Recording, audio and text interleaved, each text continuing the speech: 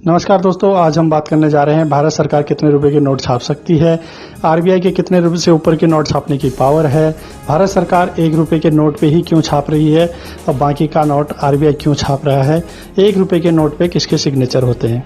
सबसे पहले बात कर लेते हैं दोस्तों भारत सरकार के नोट छापने या करेंसी छापने की क्षमता पे। भारत सरकार, कई लोग यहाँ पे गलती करते हैं, वो कहते हैं कि भारत सरकार 1 रुपए के नोट ही छाप सकती है या 1 रुपए की करेंसी ही इशू कर सकती है। नहीं दोस्तों, ये गलत है। भारत सरकार को ये पावर है, भारतीय गणतंत्र में कितने भी रुपए के नोट छपवा सकती है और वो किसी भी पर्सन को ऑथराइज कर सकती है उसके लिए। तो भारत सरकार 1 रुपए से ऊपर का नोट भी छपवा सकती है, लेकिन आरबीआई जो है 1 रुपए को छोड़ के ऊपर का जो डिनोमिनेशन है उसी को छपवा सकती है। वो 1 रुपए का जो नोट है उसे नहीं छाप सकती है।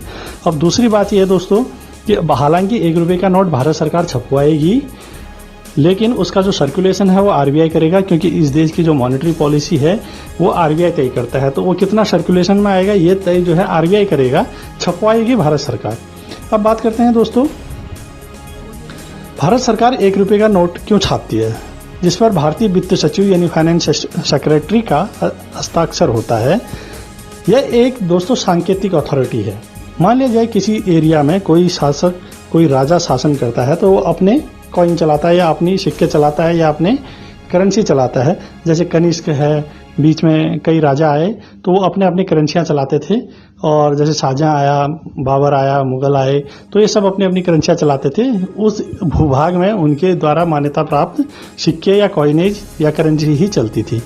उसी तरह से भारतीय गणतंत्र में भारतीय गणतंत्र का शासन है, तो अब जो है उसके सिक्के चलने चाहिए इस भूमि पे।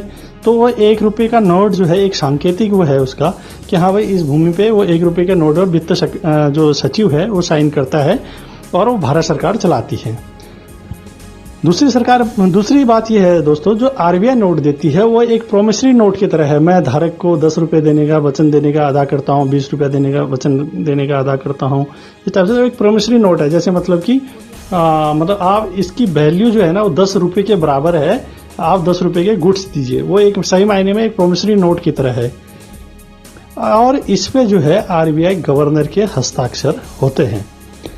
और आरबीआई जो है ना दोस्तों, अभी कई लोग कहेंगे कि आरबीआई भी तो भारत सरकार है। नहीं, आरबीआई एक प्राइवेट कंपनी की, मतलब एक कंपनी है, नॉट प्राइवेट, गवर्नमेंट कंपनी है।